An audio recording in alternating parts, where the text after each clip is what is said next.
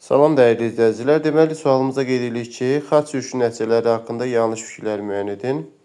Araq dənizdə ticarət zəiflədi. Xeyr, əslində, yəni ticarətin inkişafına o qədər də mənfi təsir göstərmədi. Amma biz yanlış fikir olduğu üçün bunu doğru götürəcəyik. Avropalılar şərqdən ipək, dərman, ətir və güzgü istehsalını öyrəndirlər. Bu doğrudur. Amma bizdə yanlış fikir soruşduğuna görə biz doğrunu götürməyəcəyik. Yəni bu yanlış hesab edəcəyik. İngiltərə, Polşa və Danimarka kralları özlərini Papanın vassalı hesab edirdilər. Bəli, bu doğrudur. Bir yanlış hesab edəcəyik. Avropalılar ilk dəfə kağız və barat ilə tanış oldular.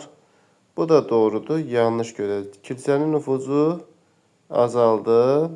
Deməli, kilsənin nüfuzu azaldı. Əslində mənfi təsir göstərdi. Düzdür. Deməli, burada olur. Doğru cavab bizdə. Yəni, Avropada ipək, dərman, ətir, güzgü istehsalının. Bu, əslində, İngiltərə, Polşa, Danimarka kralları özünü Papanın vassalı hesab edirlər. Bunun xaç yürüyüşünün nəticələrinə aidliyi yoxdur.